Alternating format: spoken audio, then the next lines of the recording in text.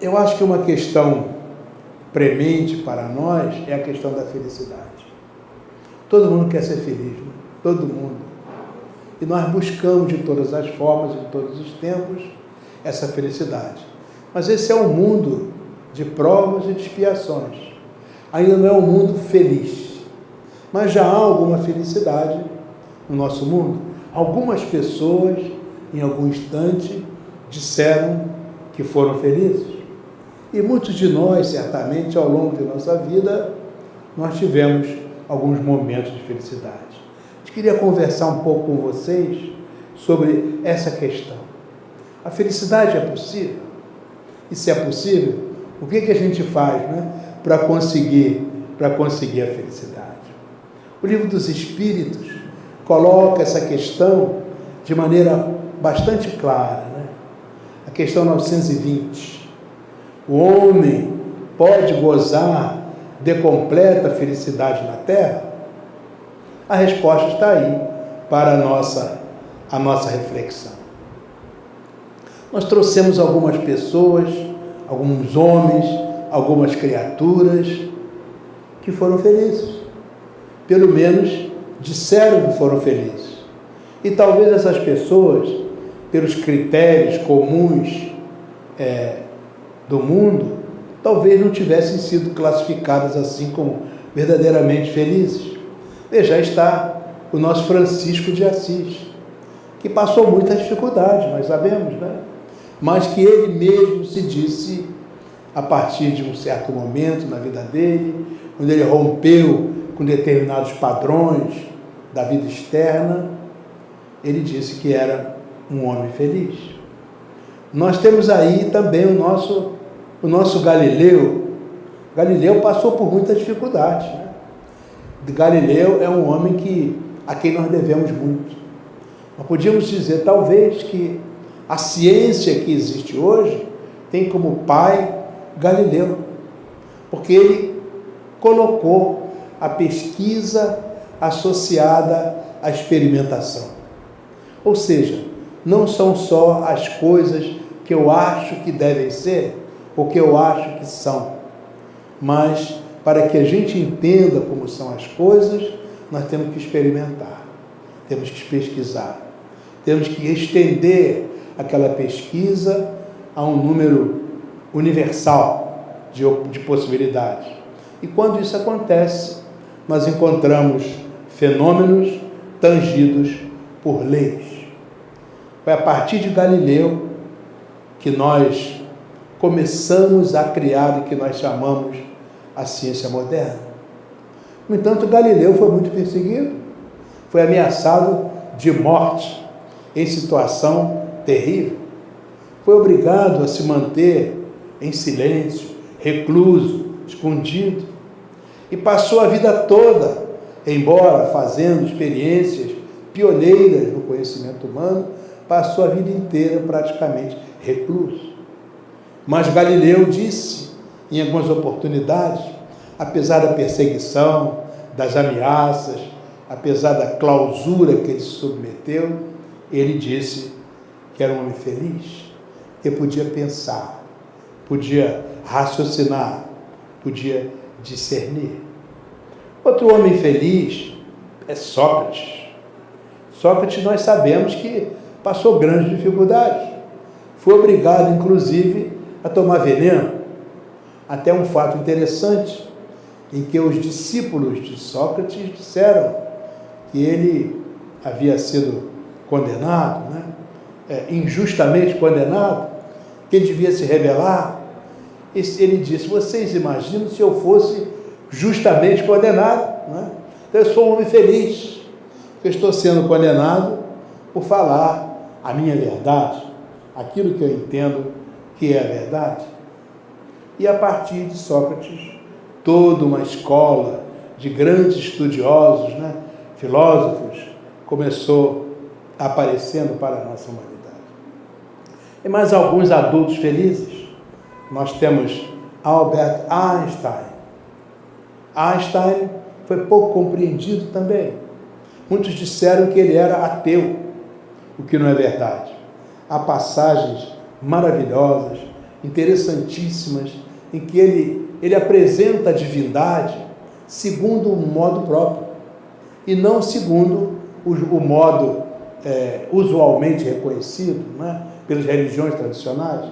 Se ele foi acusado, foi perseguido, na verdade ele chegou quase à tortura, mas conseguiu se afastar lá do nazismo e foi para os Estados Unidos, onde muitas vezes era olhado como uma pessoa excêntrica, mas a vida de Einstein, considerado o maior gênio do século XX, é uma vida em que ele se aproxima progressivamente de um humanismo muito especial. E há certa circunstância em que ele diz que por causa disso ele era uma pessoa feliz. Madre Teresa de Calcutá foi uma outra criatura extraordinária e que se disse muitas vezes feliz. Ela viveu nas ruas, entre as tragédias mais densas das pessoas, conseguiu cumprir os seus votos na rua. E ao lado disso, admirando o seu trabalho, uma legião de pessoas acabaram se reunindo em torno da sua obra. E hoje ainda nós temos, no mundo inteiro, criaturas ligadas à ordem de Madre Teresa de Calcutá.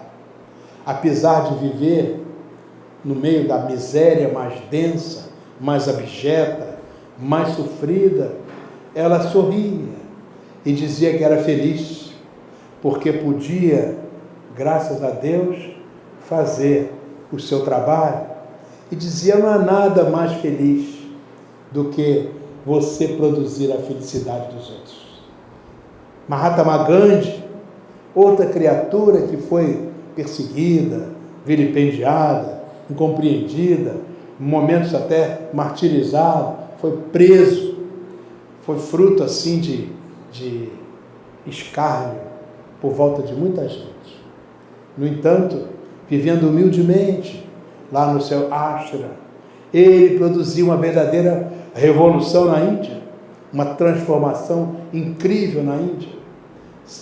Sendo um Brahmane, colocou-se a favor dos mais excluídos e conseguiu com isso transformar a estrutura social e política da Índia, que ainda hoje sofre muito, mas provavelmente sem Gandhi sofreria muito mais. Ele é chamado Mahatma, significa a grande alma da Índia. Um homem incrível, que sofreu muito, mas mesmo entrado em anos, ele dizia, eu sou feliz, porque pude fazer da minha vida um serviço permanente aos meus irmãos. Mahatma Gandhi e Madre Teresa de Calcutá são dois ícones da felicidade e, ao mesmo tempo, são duas criaturas que merecem a nossa reflexão. Dizia Mahatma Gandhi, não existe um caminho para a felicidade. Na verdade, a felicidade é o caminho. É interessante isso. Você não é feliz lá no final do processo. Você vai se felicitando ao longo do processo. Ou seja, é no dia a dia em que você está muito longe do seu objetivo, mas é no dia a dia que você vai sentindo a sua própria felicidade. Madre Teresa dizia isso. Não devemos permitir que alguém saia da nossa presença sem que seja mais feliz. É interessante esse aspecto. Voltando para o homem feliz, Einstein disse isso. A vida é como jogar uma bola na parede. Se for jogada uma bola azul, ela voltará azul. Se for jogada uma bola verde, a bola voltará verde. Se for jogada uma bola fraca, ela voltará fraca. E se a bola for jogada com força, ela voltará com força.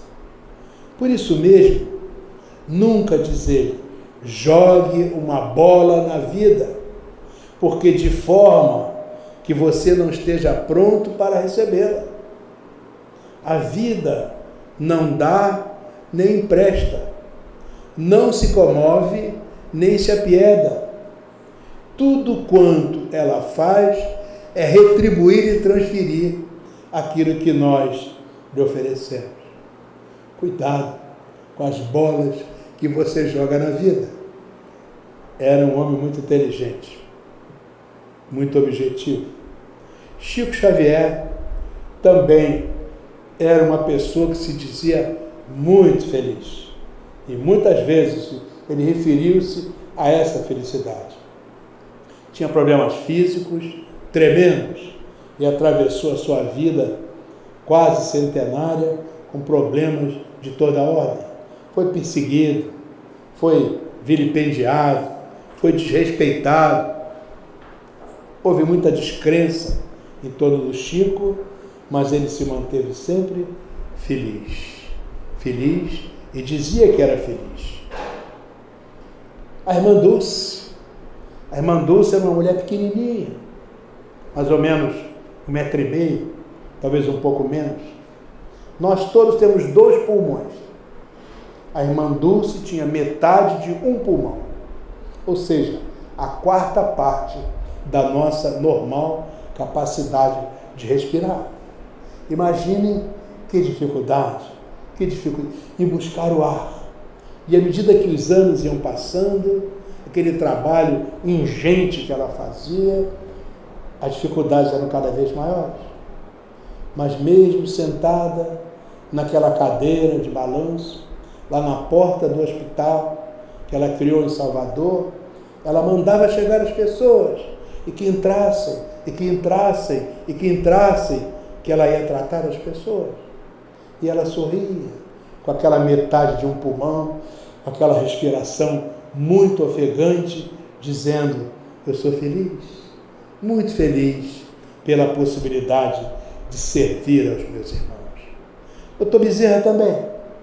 Dr. Bezerra fala dessa felicidade imensa que havia em seu coração, todas as vezes que ele podia abdicar de tudo, e às vezes até materialmente abdicava de tudo, como nós sabemos, para servir aos nossos irmãos.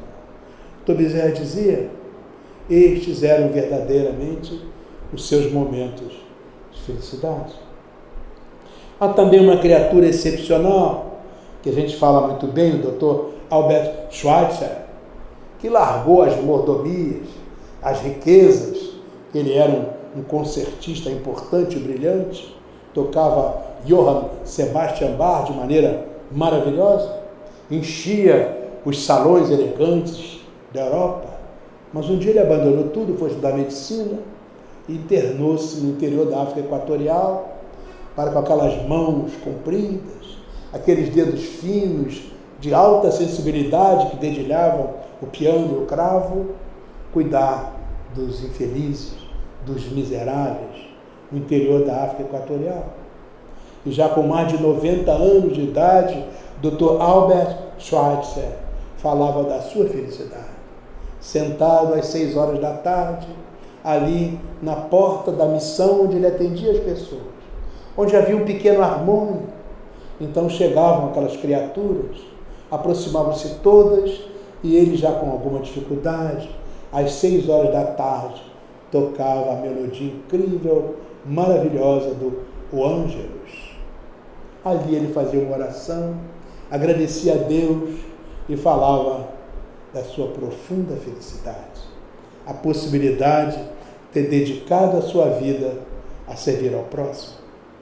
Também temos o nosso professor Pastorino, um grande estudioso, conhecedor profundo do nosso Evangelho, das religiões.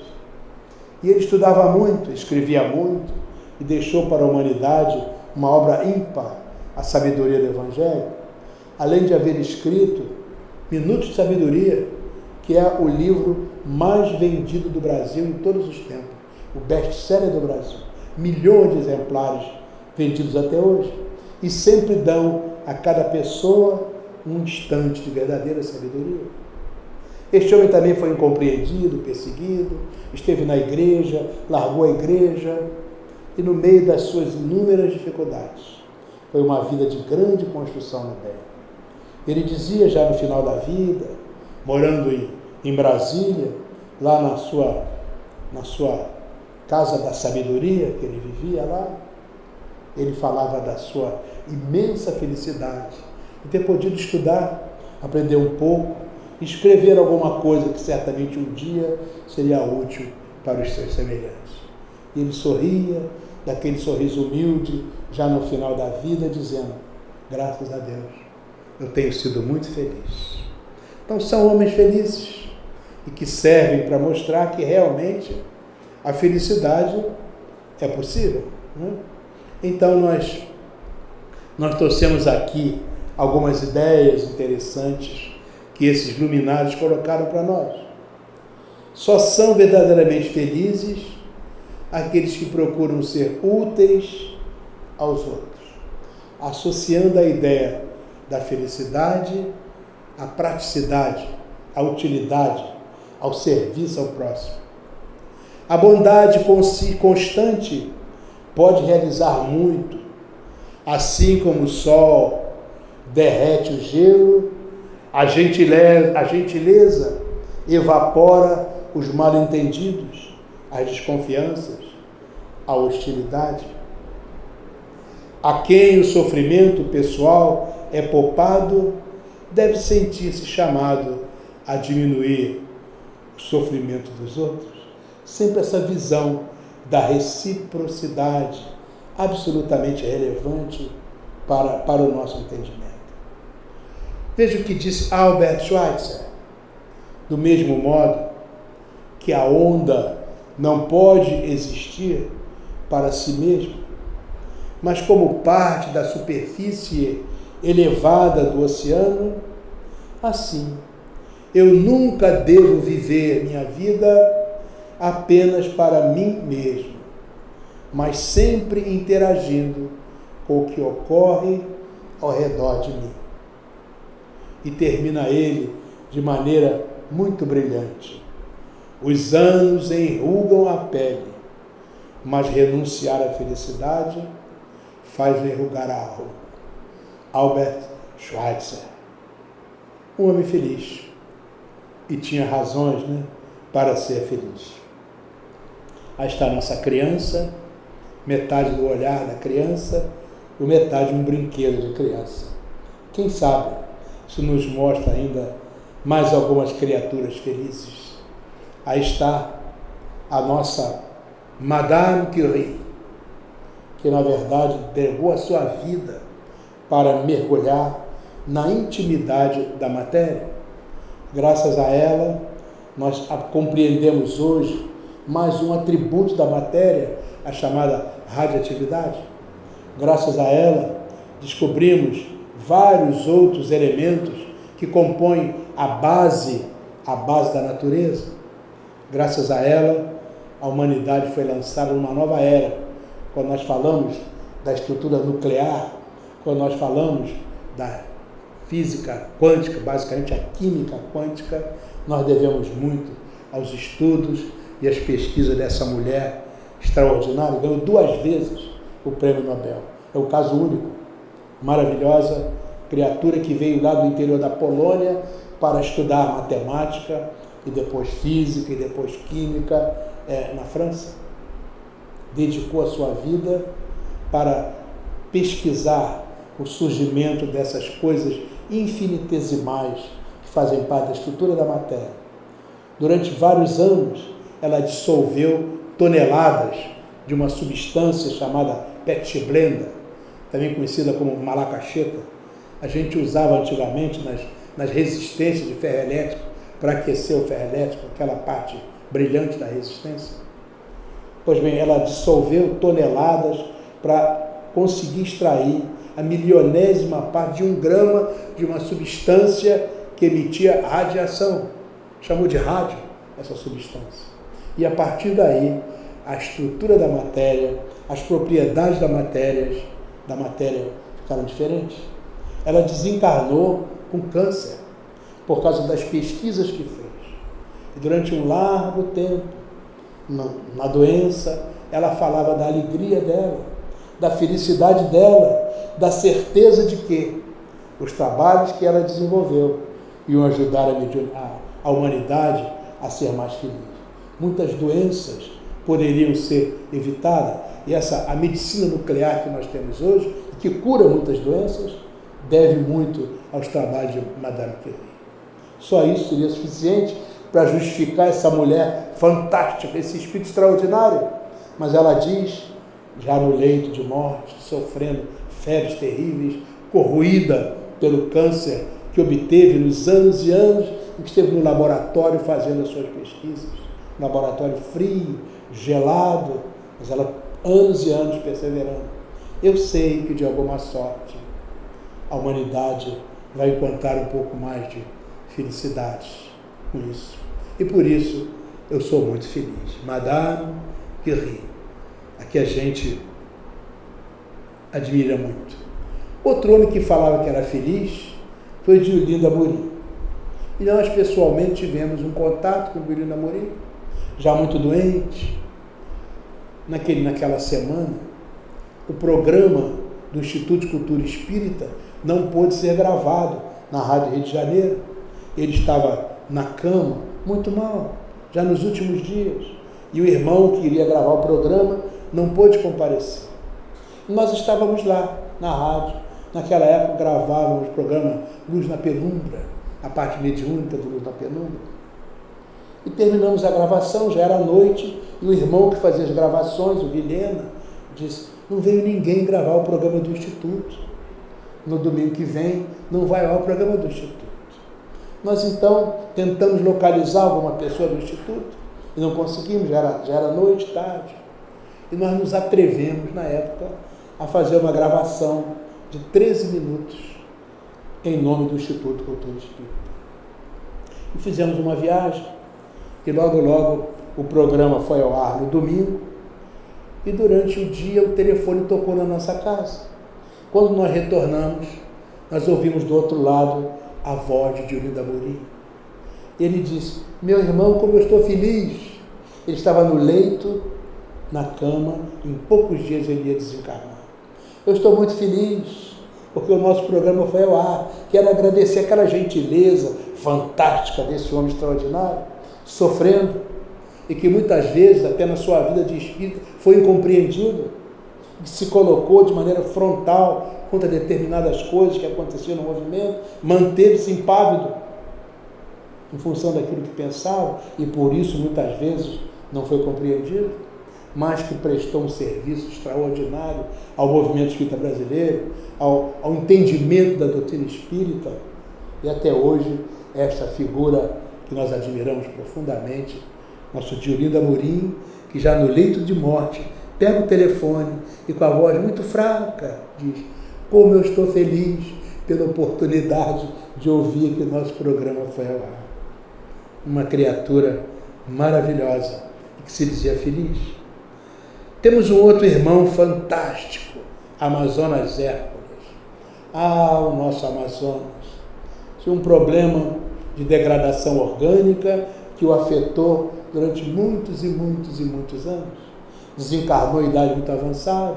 À medida que os anos passavam, por causa da doença, ele foi obrigado a perder parte do seu corpo, mas nunca perdeu a alegria, nunca perdeu o sorriso. Era de se ouvir aquele vozeirão do Amazonas Hércules chegando em algum lugar, os poemas do Amazonas, as músicas do Amazonas. Nós tivemos no enterro do Amazonas Hércules, foi no cemitériozinho aqui em Jacarepaguá. A multidão estava lá. Eu me lembrava daquele homem, aquele corpo já diminuído, cortado em muitos pedaços, muitos aspectos, por causa da hanseníase. Me lembro daquele sorriso, daquele vozeirão, daqueles poemas, daquela alegria, daquela luz fantástica. E ele sofrido quando nós íamos visitá-lo, já a doença muito avançada, ele sorria e dizia, eu sou feliz pela oportunidade de haver trabalhado nessa doutrina luminosa que é a doutrina espírita.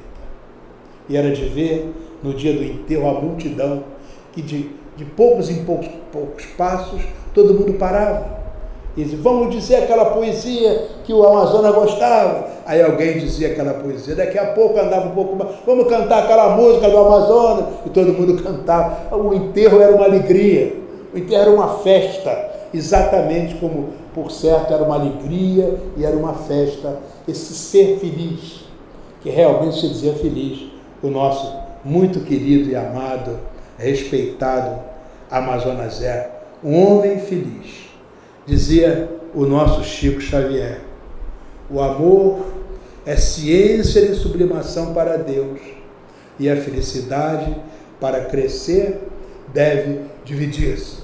Mais uma vez, aquela ideia de compartilhar, servir.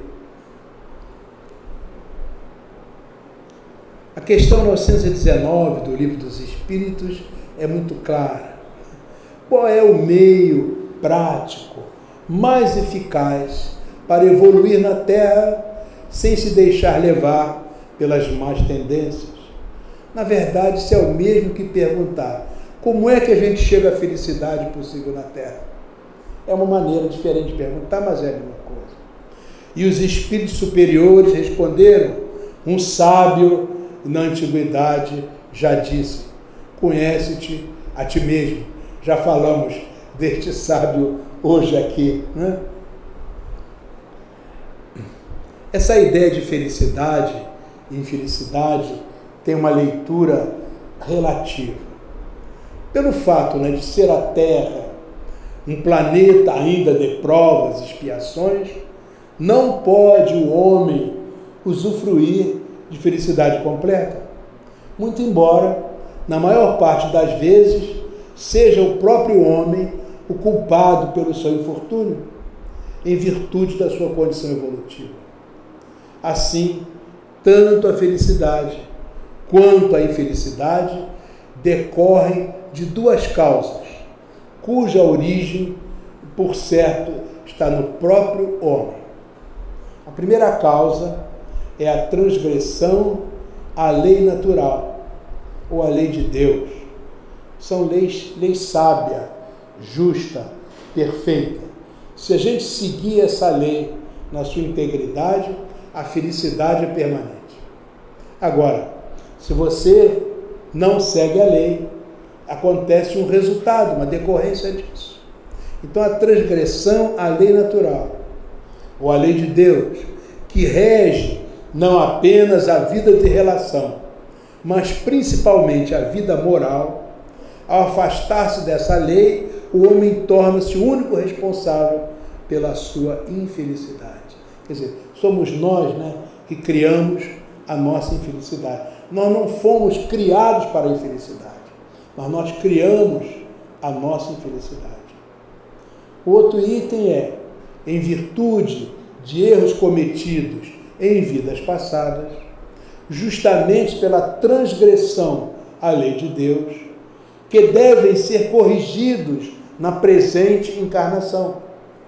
Nós sofremos nesta vida pelas infrações que cometemos às leis da existência corpórea, pelos próprios males decorrentes dessas infrações e pelos nossos próprios excessos. Se nós remontarmos pouco a pouco a origem do que nós chamamos infelicidades terrenas, nós veremos a estas, na sua maioria, como consequência de um primeiro desvio do caminho certo, como está dito na questão 921 do Livro dos Espíritos. À medida que o homem se aproxima da lei de Deus, pode diminuir os seus sofrimentos e viver relativamente feliz. Aqui no início nós mostramos criaturas que se aproximaram seguidamente da lei de Deus e por isso puderam dizer, eu sou feliz. Todos eles, né, sem exceção, pelo que fizeram, se aproximaram da lei de Deus. Muito embora a felicidade esteja diretamente ligada à evolução moral de cada um, existe um ideal comum que a torna acessível a todos. em relação à vida material, ser feliz significa a obtenção do necessário para a vida de relação. E no que diz respeito à vida moral, ser feliz é ter a consciência do dever cumprido e a certeza de um futuro melhor. No entanto, grande parte da humanidade ainda não tem essa compreensão. E os momentos que poderiam ser de relativa felicidade tornam-se aflitivos e dolorosos. Assim, é possível relacionar algumas causas das infelicidades terrenas. Vamos ver.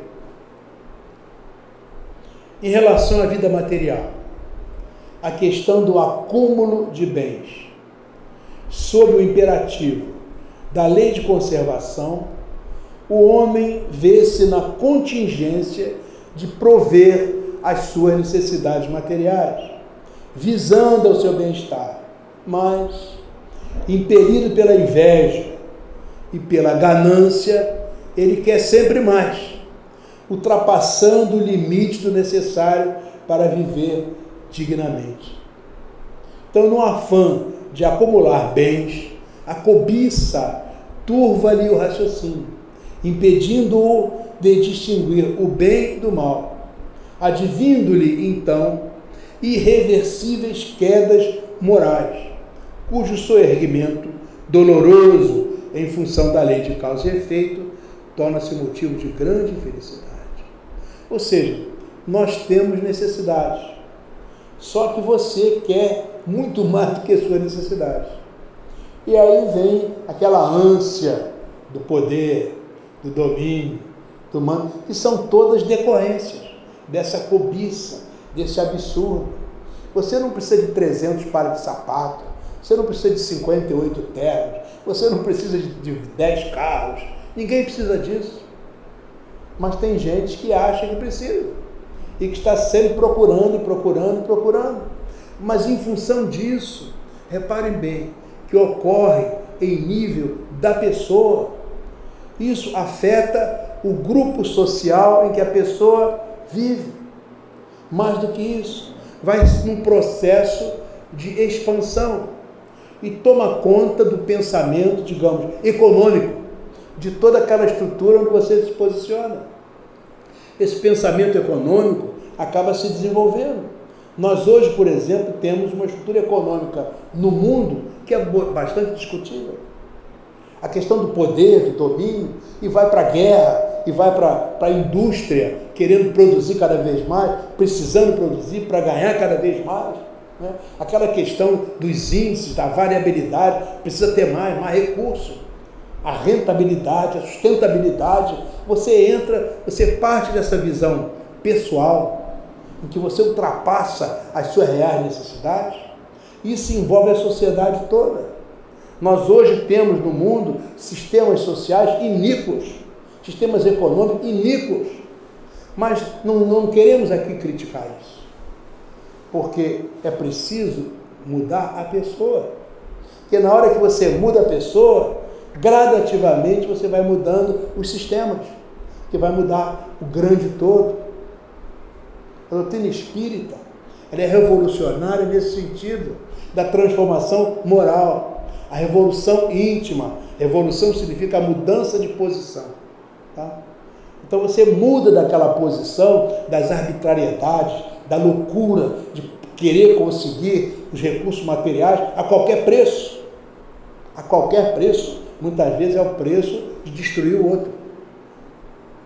Então você entra nessa loucura e o resultado é sofrimento, porque certamente essa loucura não faz parte das leis de Deus. As leis de Deus são leis de amor. Quando você olha, por exemplo, a intimidade da matéria, os sábios, do tempo de Madame Curie, eles conseguiram mergulhar na intimidade da matéria e ficaram assombrados, porque a matéria é um prodígio de equilíbrio. Por que ela é equilibrada? Porque lá no fundo, você tem um átomo. Tudo é feito de átomo, materialmente falando. Pois bem, o átomo é muito equilibrado, é difícil romper o equilíbrio do átomo. Porque do núcleo central saem vibrações, energias, em favor de todos os elementos, as partículas e subpartículas que compõem a coroa em torno do núcleo central. Melhor ainda, de cada uma dessas partículas e subpartículas sai em direção ao núcleo central vibrações, energias. Há um processo de mutualidade, há um processo de completamento, há um processo de servir. O núcleo do átomo não tem mais energia do que ele precisa, nem ele busca isso. Cada uma dessas partículas, subpartículas, não tem mais energia do que precisa, nem busca. Se você coloca umas energias, ele sai. E aí o átomo todo se desequilibra. Aquilo que os gregos chamavam de íons, os viajantes, procurando o equilíbrio. A tendência normal da criação é o equilíbrio. O equilíbrio não tem os exageros. Alguém tem mais contra o outro. Na verdade, as leis da física nos mostram isso. Quando você coloca um corpo que tem uma grande quantidade de calor, perto de um outro que tem uma pequena quantidade de calor, há uma troca. Porque a tendência é sempre o equilíbrio. O processo é de doação. Você aprende na física, na química, na biologia, na astronomia, em toda parte. Porque não vale para a sociedade humana. É disso que a gente está falando. Isso acaba transformando em infelicidade. Agora mesmo estamos ouvindo falar na possibilidade de uma nova guerra, envolvendo lá a Coreia do Norte, a Coreia do Sul, os Estados Unidos, nova guerra nuclear. Estamos vendo a questão das guerras na Síria, a tragédia da África, a guerra na África, meu Deus do céu. No século XXI, já sofremos demais. Tivemos 2 guerras mundiais, tivemos bombas atômicas matando milhões de pessoas instantaneamente e não aprendemos. É porque lá no fundo ainda está aquele homem velho que anseia pelo poder, pelo domínio, pelo mando. É esse que tem que ser modificado. Só que cada vez que ele dá vazão a essas coisas, ele gera infelicidade. Infelicidade é o outro nome do desequilíbrio. Cada vez que há um desequilíbrio, a contrapartida se chama infelicidade. Dor, sofrimento, em nível da pessoa, em nível da sociedade, da comunidade como um todo. É isso que nós queremos? Riqueza e pobreza. Algumas criaturas são favorecidas com grandes fortunas. Convém lembrar, porém, que as provas são geralmente escolhidas pelos espíritos quanto à erraticidade, e pode acontecer de fracassarem no seu intento. Além do mais, a riqueza constitui-se uma prova das mais difíceis, pois se de um lado a pobreza pode levar à revolta, a fortuna pode levar a grandes excessos. Nós acabamos de falar nisso aí.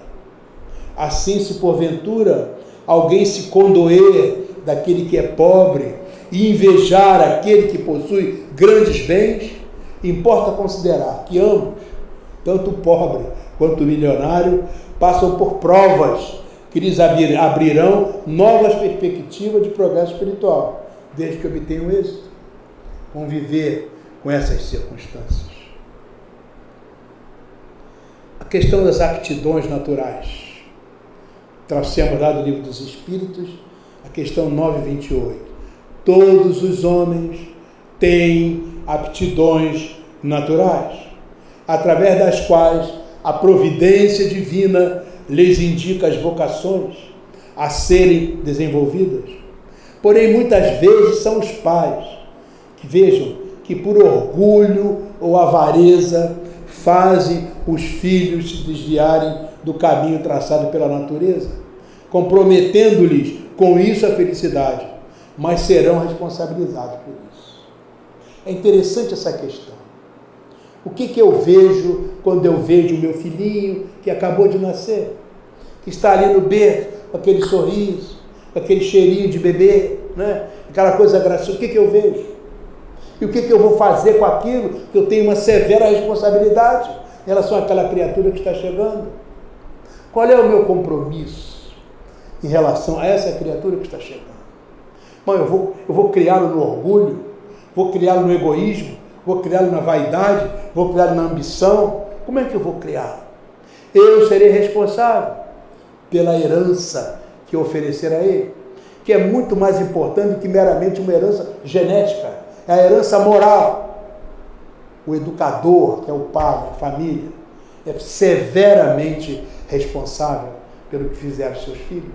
E nós que somos aprendizes da doutrina espírita, que temos os nossos filhos próximos da gente, vamos levar a eles esses ideais da ternura, do perdão, da disciplina, dos limites, da seriedade, da responsabilidade, da generosidade, do amor, do compromisso, com a honestidade, com o respeito.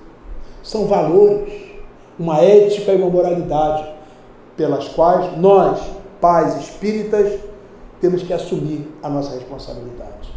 O mundo está aí, cada vez negando mais essas coisas, mas nós temos que ter a nossa responsabilidade pessoal, a nossa crença, o que nos diz a nossa doutrina espírita. Na verdade, a doutrina espírita não é só para a gente achar bonita, interessante, racional, lógica, um livro bonito que está ali na minha estante. Não. É uma receita de vida, uma maneira de viver no dia a dia. E eu não preciso estar sentado na mesa mediúnica para ser espírita. Eu estou sendo espírita com o meu filho. Estou sendo espírita dentro da minha casa, com meus colegas, meus companheiros de trabalho. Uma maneira de ser, de viver, um processo de irradiar essas coisas. É importante isso, né? A questão do trabalho. O trabalho enquanto lei da natureza impõe-se a todos como condição essencial para que haja progresso social, intelectual e moral. Mas, se o homem puder desenvolvê-lo segundo a sua aptidão natural para esta ou aquela atividade, certamente será feliz, seja um trabalho humilde ou um trabalho de nível superior. Quando ele colocar de lado o preconceito social e o seu orgulho ferido, saberá então organizar uma sociedade fundamentada na lei de amor, justiça e caridade, e, portanto, nos ensinamentos de Jesus. Então, jamais lhe faltará trabalho, porque sempre encontrará uma ocupação que o ajudará a viver dignamente. Ninguém perecerá por falta de condições básicas à própria vida, excetuando-se aqueles que passam privações por própria culpa. Essa leitura do trabalho, né, que uma lei moral que a doutrina espírita nos oferece, é realmente algo para a nossa reflexão. O pessoal quer ser doutor, quer ser engenheiro, advogado, quer ser médico, mas nós precisamos de homens de bem. Não importa se você tem ou não tem diploma superior. Não estamos aqui, obviamente, fazendo o elogio da ignorância, do não estudo, do não trabalho. Ao contrário. Mas nós precisamos de homens de bem em todos os níveis. E qualquer trabalho, por mais modesto que seja, é importante. Eu conheci um porteiro, há muitos anos atrás. Esse porteiro, ele era analfabeto. Mas ele dizia assim, falando em felicidade: eu sou um homem feliz, eu sou um homem velho, antigo, e eu não pude, porque no meu tempo não havia essas coisas, lá no interior, eu não pude aprender nem a ler nem a escrever. Um dia eu vim aqui para o Rio de Janeiro e consegui essa bênção de poder trabalhar como porteiro nesse edifício. Olha, eu não sei ler nem escrever, mas eu faço as coisas direito. E quando tem algum problema, os outros porteiros dos outros edifícios telefonam para cá, para saber como é que faz. E você sabe, eu sempre sei como é que faz. Eu sou muito feliz. Não sei nem ler nem escrever, mas o meu trabalho eu faço bem feito. Olha, que coisa extraordinária. É de gente assim que a gente precisa, né? Poder-se-ia questionar por que as classes sociais sofredoras são mais numerosas do que as aparentemente mais felizes. Contudo, nenhuma é completamente feliz, porque o homem sempre julga haver felicidade onde se ocultam grandes aflições, pois o sofrimento é parte integrante de um mundo de provas e expiações. Nós moramos numa cidade no interior de Minas Gerais e havia uma casa muito bonita que a gente passava, tinha uma porta toda enfeitada, linda, era uma mansão maravilhosa. A gente sempre passava por ali, olhava aquilo, olha, são pessoas muito ricas, das mais ricas da cidade, devem ser muito felizes. Um dia nós fomos chamados para dar um atendimento no interior daquela casa, e nós vimos a prataria, nós vimos as toalhas maravilhosas, nós vimos as rendas, as cortinas, os móveis luxuosíssimos. Realmente, o que não faltava ali era o recurso material, mas a relação entre as pessoas era difícil. E havia lá uma criatura que estava numa posição tão terrível que a única coisa que nos cabia ali era rezar, pedir a Jesus que ajudasse, porque as relações entre as pessoas eram absolutamente conturbadas. É disso que ele fala aqui, né? Na verdade, a aparência era de muita felicidade, mas era muito mais a aparência do que qualquer outra coisa. Felicidade e infelicidade relativas.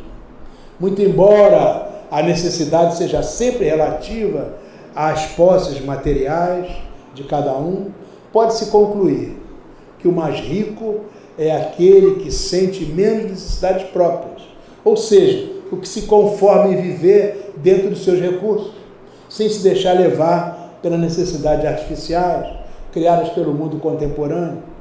Portanto, o homem que sabe viver dentro dos limites de suas necessidades, sem desejar o que não está ao alcance das suas possibilidades, esse homem livra-se de muitos sofrimentos e decepções. Ele quer aquilo que lhe é possível. Ele não quer o impossível. Ele não quer utopia. Ele não quer ilusão. Não vai criar coisas que vão gerar outras dificuldades para ele. Consequentemente, essa criatura será mais feliz. E é sob esse aspecto que se deve entender a questão da relatividade quanto à felicidade ou à infelicidade terrenas. Em relação à vida moral, às paixões, se por um lado o homem é causador dos seus sofrimentos materiais, ao desejar sempre mais posses, por outro lado, ele é também causador dos seus sofrimentos morais, que por vezes até independem da sua vontade. O orgulho ferido, a ambição desmedida, a avareza, a inveja, o ciúme, enfim, todas as paixões que desabam em grandes dores, tirando-lhe os momentos de felicidade que poderia usufruir na presente encarnação. Os benfeitores dizem que paixões são como incêndio na floresta. Ninguém sabe direito como é que começa, mas quando começa é avassalador e destrói tudo. Depois que passa, porque as paixões também começam rapidamente, pegam um grande poder de fogo, né? Queimam terrivelmente, mas também passa. E quando passa, fica tudo calcinado, as árvores caídas, os pássaros mortos, os ninhos acabaram, a tragédia fica instalada. Cuidado, cuidado com as paixões. As más influências. Também um fator determinante do qual decorre a felicidade ou a infelicidade é a influência que espíritos de má índole podem exercer sobre os bons. E isto ocorre porque estes, na maioria das vezes, aparentam fraqueza e se deixam dominar. Ao passo que os maus geralmente são persistentes, astutos, intrigantes. Isso faz parte dos processos obsessivos, né? No estágio evolutivo que nós estamos, todos nós somos sujeitos a essas influências negativas. Agora, se você corresponde a ela, responde na mesma mistura vibratória, a boa obsessão se instala, chegando até os níveis mais avançados, podendo levar a criatura até a situação de loucura, suicídio, etc. À medida que os bons deixarem de ser fracos e tímidos, e seus sentimentos de fraternidade e solidariedade sobrepujarem a má índole dos seus semelhantes, o bem tornar-se-á extensível a todos, e a tão almejada felicidade estará mais ao alcance do homem. Então, quando o homem tiver, são as questões 920 até 933, nós temos uma síntese do Livro dos Espíritos. Quando o homem tiver a compreensão da transitoriedade da vida terrena e souber pautar a sua vida dentro dos limites do necessário que a natureza lhe concede, quando o homem souber apreender o alcance social e moral da lei de justiça, amor e caridade, quando o homem conseguir analisar as penas e usufruir os gozos que lhe cabem por dever, direito e conquista, aí ele vai se sentir mais feliz, pois aceitará os sofrimentos com resignação e conhecimento de causa, tomando-os por conta de meros transtornos passageiros, como nós vimos lá nessas questões fundamentais. Então, a conquista da felicidade obedece a uma estrutura, digamos, tradicionalmente colocada assim. A criação do espírito, vem o nascimento da criatura, vem a vida de relação na terra, a morte do corpo físico, a análise da vida terrestre, um processo de julgamento, são religiões tradicionais. Foi uma pessoa boa? Olhando a visão do sistema, foi. Então, se foi uma pessoa boa, ela vai para o céu, né? Agora, não foi uma pessoa boa, então ela foi muito boa, pouco ruim ou muito ruim, né? Dependendo disso. Se ela foi pouco ruim, então ela vai para o purgatório, né? E daí ela continua a trajetória dela. Mas se ela foi muito ruim, o que vai acontecer com ela? Ela vai para o inferno. Essa é a estrutura tradicional que nega muitas das coisas que nós falamos aqui. E até por muitas pessoas acreditarem nisso, tem uma estrutura de vida que acaba sendo falseada. No entanto, a nossa abordagem é um pouquinho diferente. Ou seja, nós estamos no processo da evolução do princípio inteligente, né? Aí vem a criação do Espírito por Deus, criado simples e ignorante, porém ele é perfectível, não é assim? Então vai começar a viver a vida de relação na Terra, vai se aperfeiçoando gradativamente, morre o corpo físico, e aí aquele espírito volta ao plano espiritual.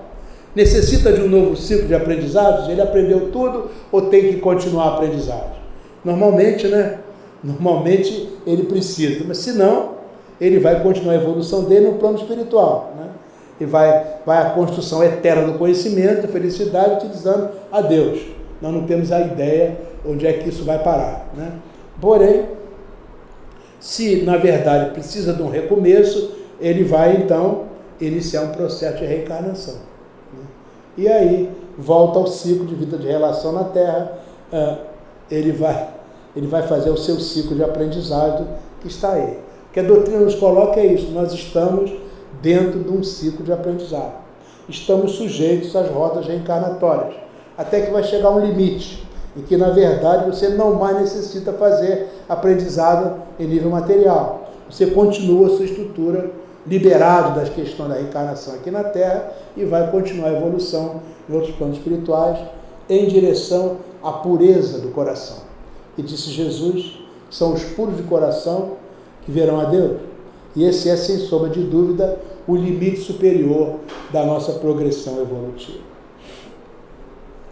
Então, o espírito exercita o aprendizado da felicidade no processo de encarnação e de reencarnação na matéria, como acabamos de ver. Tem para lhe guiar as leis divinas ou naturais que regem o funcionamento do universo. Nós costumamos dizer que existe em Deus uma característica: ele é o supremo poder atrator. Nós todos estamos sendo atraídos para Deus. Ele está nos puxando para Ele. Apesar das nossas fraquezas, a atração divina está sendo visível. Nós vamos para Deus. Nós fomos criados para esse grande encontro nosso, criatura com o Criador. É o momento da suprema felicidade. Só que esse processo é um processo de conquista.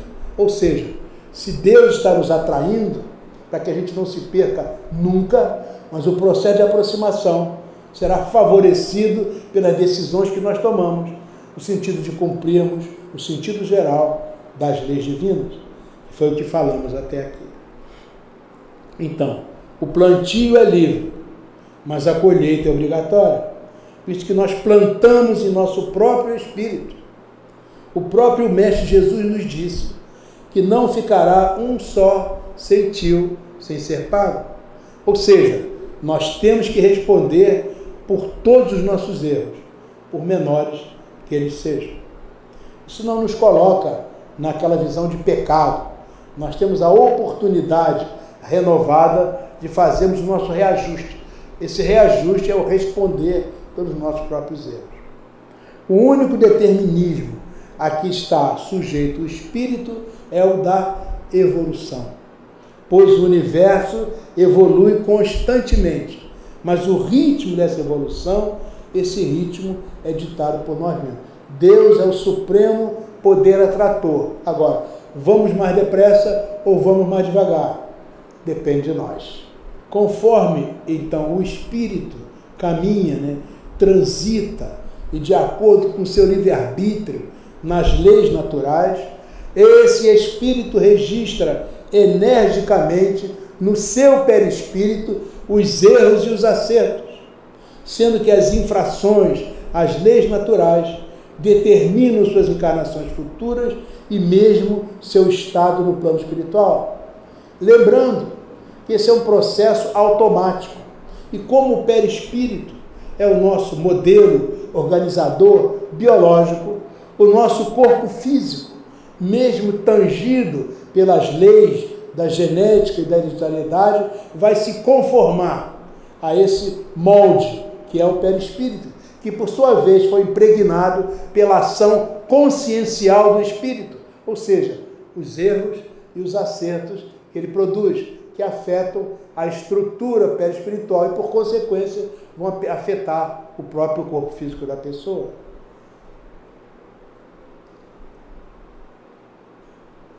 O espírito tem um limitado, mas inviolável livre-arbítrio. Quer dizer, ele é dele, não é o outro que decide por ele. Há limitações, mas ele é inteiramente responsável por si mesmo. Sendo que tudo lhe é permitido fazer, mas cada infração às leis naturais implicará em necessidade automática de resgate, como parte do processo de aprendizado, de construção do conhecimento e da felicidade verdadeira. Quer dizer, o problema é dele. Há uma indispensabilidade nessa história aí. Essa indispensabilidade chama-se reforma íntima. Quer dizer, não há outra alternativa. Na medida que nós compreendemos essas coisas, é preciso desvestir o homem velho e começar a vestir esse homem novo, aquele que se integra ao sentido geral das forças divinas. A regra de ouro Jesus nos deu. Como é que a gente faz isso? Amar a Deus sobre todas as coisas e ao próximo como a nós mesmos. É difícil? É duro? Mas é a suprema ferramenta para a conquista da felicidade. Na verdade, você só aprende fazendo. Então você não é capaz ainda de uma caridade de um Gandhi, não é capaz de uma caridade de um Schweitzer, não é capaz de uma caridade dessas grandes almas. Nós não somos capazes. Mas nós somos capazes do sorriso amigo, do gesto de paz, do pensamento bom, da ternura, da alegria, do abraço, da meiguice, da serenidade, da palavra generosa. São pequenos pulsos de caridade, pequenos pulsos, que a gente vai se acostumando a colocar. E vai chegar um dia que você não consegue dar outros pulsos vibratórios que não sejam pulsos da caridade. E aí a caridade se assenhoreia do seu ser. Dizem os benfeitores, aliás, se vender de Paulo, e sejam, pois, as 3 virtudes, a fé, a esperança e a caridade. Nós costumamos dizer, a fé nos coloca na estrada da evolução. A esperança faz que a gente levante, porque somos frágeis, a gente cai toda hora, mas a esperança diz, vai, levanta a poeira, sacode a poeira, dá a volta por cima, continua. A fé nos bota na estrada e a esperança permite que a gente continue caminhando. Mas aquilo que espiritualiza o ser é a prática da caridade. Por isso Paulo disse que a caridade é a maior de todas, porque a caridade é o amor em movimento, e é a suprema conquista da felicidade. Se vocês lembrarem as pessoas que eu coloquei aqui, as pessoas felizes que eu coloquei no início, todas elas tinham uma característica, a prática da caridade. Eu coloquei cientista, coloquei músico, coloquei médium, não é? Colocamos místicos, colocamos sacerdotes, gente de todo jeito, mas a tônica é a prática da caridade, que pode ser feita de 1000 maneiras diferentes. O método para alcançar a felicidade, São Francisco nos deu. Não é eliminar essa contradição, veja o gênio de São Francisco. Não é eliminar essa contradição, amor, ódio, libertação, prisão. São energias que estão dentro de nós. É preciso dar força, alimentar de tal maneira a parte bondosa luminosa em nós, que ela cura a parte doente. Quer dizer, nós nos curamos. O nosso bem cura o nosso mal. O nosso amor cura o nosso desamor. A nossa bondade cura a nossa maldade. Então, não há ódio que eu leve amor. Então, onde há ódio que eu leve amor, é o processo de cura. Onde há ofensa, que eu leve o perdão, é um processo de substituição. E onde há discórdia, que eu leve a união. Porque a união cuida da discórdia, cura a discórdia. O perdão cura a ofensa. E o amor cura o ódio. É o processo. Difícil para as grandes almas. Mas, como eu disse, vamos aprendendo devagarinho. Um bom sorriso, um bom pensamento, uma boa atitude, um momento de paciência. Mesmo com a discórdia sendo feita, o ódio estando por aí, eu vou reforçar o amor, a concórdia. Na medida em que eu reforçar esses valores positivos, eu limito a destrutividade, a voracidade, eu limito a maldade. Não vamos superá-las por enquanto, mas nós podemos diminuí-las. Fazer com que a paz seja mais forte do que a agressão e o amor não seja tão difícil neste mundo. Essa é a proposta de São Francisco. Nós adaptamos isso de um texto de Leonardo Boff, que não é nem um pensador espírita, mas é um pensador, nessas estruturas, um pensador da caridade universal, um pensador da felicidade para todos nós. Essa mesma felicidade eu agradeço a Deus por ter e desejo que todos vocês tenham aqui agora. Muito obrigado, muita paz a todos os corações.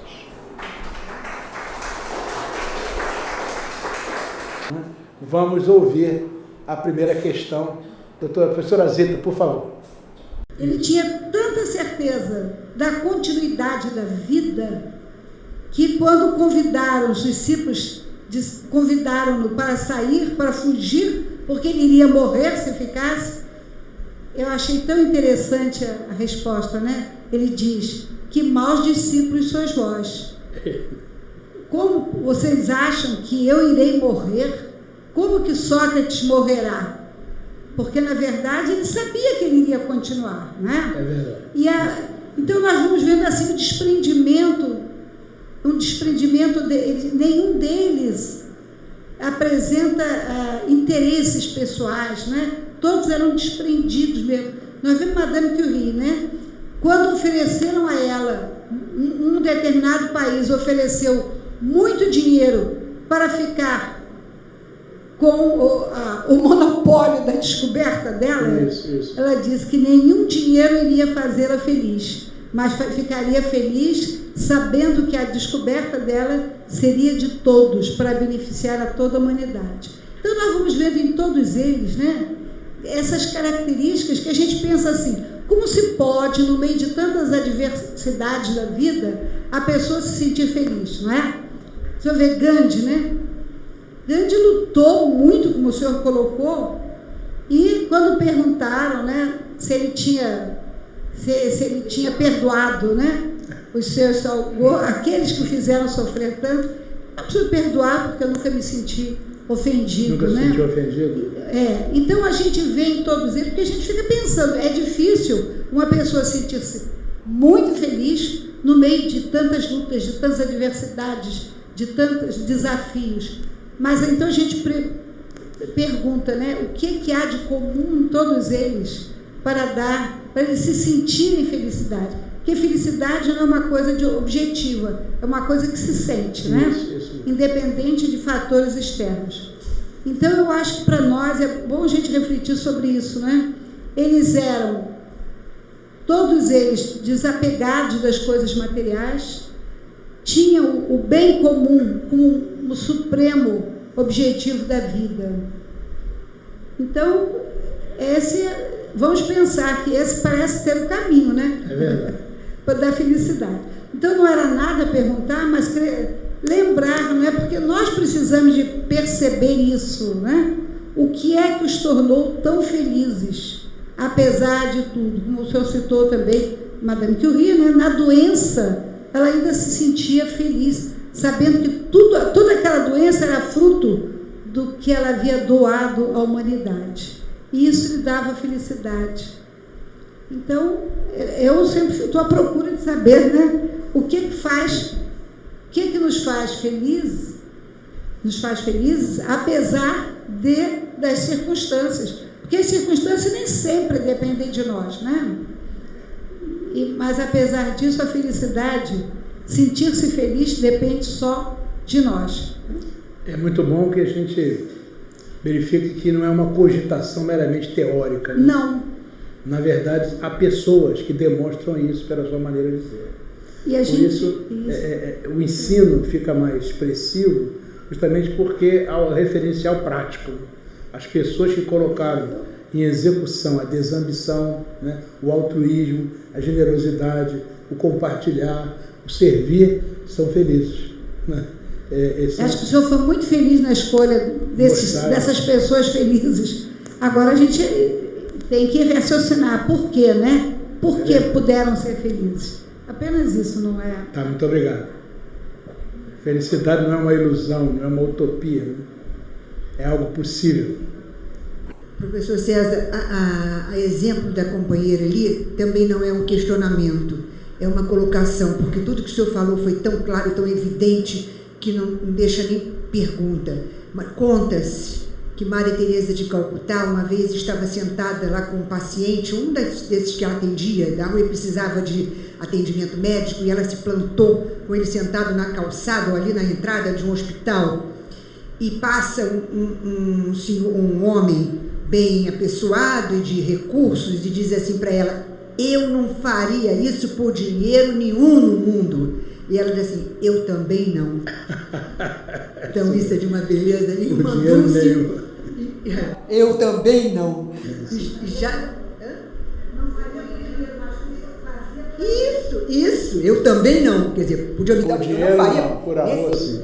Faria pelo amor, pelo prazer de fazer, né? De servir, não por dinheiro. E a outra de Irmã Dulce, que eu não sei, foi uma pessoa assim, conhecida, não sei se alguém espírita, eu não sei, mas uma das frequentadores lá do hospital onde ela trabalhava, e que chegou e ficou surpresa, porque ela estava sentada, não estava numa cama que não era muito confortável, era já mais velha, e daquelas camas próprias do hospital, numa das crises dela e tal. E então disse assim: mas irmã, a senhora está nessa cama, eu vou trazer, a senhora já ganhou outra cama, e eu vou trazer qualquer coisa. Eu disse: não, é porque eu preciso ficar nessas caminhas aqui velhas, porque quando vem um companheiro e oferece outra, e eu boto no hospital. Se eu ficar na cama nova, eu não ganho, aí eu não posso botar, ainda está faltando cama do hospital.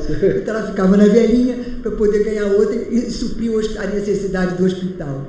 É uma leitura muito especial que essas pessoas fazem, né? Essa questão da relação, do compromisso, da responsabilidade. Não, é que se eu Por isso são felizes, certamente. Eram felizes e são muito felizes na erraticidade, por certo. São espírito do bem.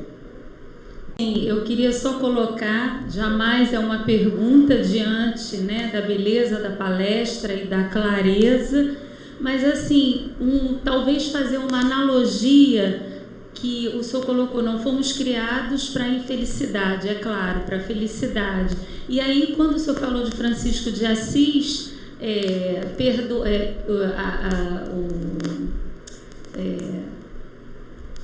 como se diz? O poema de Francisco de Assis, será que não seria uma analogia, a gente podia fazer uma analogia ao equilíbrio da vida? O senhor falou a lei da física, isso. Né, de equilíbrio. Isso. A beleza do poema é que na hora eu refleti por aí, trazendo assim a moralidade, a beleza do poema, né, das divergências. Fazei de mim instrumento, né, de união, desunião. Então, a própria busca da perfeição é exatamente essa busca do equilíbrio da natureza, do comportamento, né? Processo de cura, né? Isso. Está em colocar onde está o mal, o bem. União, desunião, isso, né? Isso, muito bom. Um gênio, certamente. Francisco era um gênio do bem. Colocou isso para nós. A importância do homem de bem. O homem de bem se compatibiliza com a lei natural e é feliz. Isso independe, inclusive, dele ser espírita, dele ser religioso, pode ser materialista, qualquer coisa, que a gente às vezes fica preocupado, digamos, em ter um segmento ou outro. E a doutrina espírita, sendo universal, coloca assim.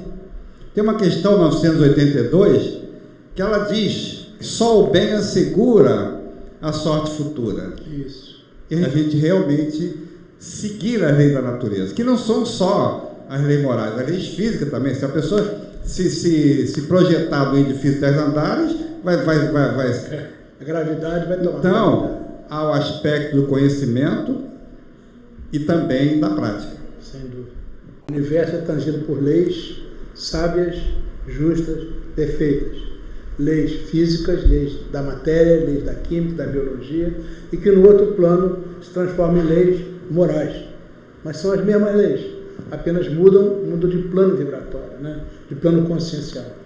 Algumas funcionam por automatismos, outras funcionam com o uso do livre-arbítrio. Mas o resultado disso vai sempre ser oferecido à pessoa com o uso do seu livre-arbítrio de acordo com o uso que ela fizer. Usar bem, vai ser feliz. Se não usar... O problema é que as pessoas ainda têm uma compreensão equivocada disso aí, né? Daí essas leituras do domínio, do mando, do poder, achando que a lei é isso aí, né? A lei do mercado, como eles chamam. Essa lei do mercado está marcado pelo egoísmo das pessoas que fazem o mercado, das empresas que fazem o mercado. Mas isso é uma coisa que vai se mudar lentamente, na medida em que as pessoas se modificam. Quando a gente fala lentamente, é a nossa leitura, mas de repente o muro de Berlim caiu. Como é que caiu, né? E caiu rapidamente. Nós sabemos que nós estamos caminhando de maneira acelerada para a era da regeneração. E certamente muitos muros de Berlim vão ter que cair, muros morais, né? Muros existenciais, muros comportamentais, muros relacionais, entre pessoas, entre nações, entre economias. Isso tudo vai ter que cair, para que surja um mundo novo de solidariedade, de compartilhamento, um mundo de servir, um mundo de paz, um mundo de felicidade. Gabriela Mistral falava muito isso, né? Serve o vento, serve a chuva, serve a nuvem, serve a árvore e você. Já se viu hoje? É isso aí. É uma proposta de vida que está aí como reflexão, mas também como desafio para cada um de nós.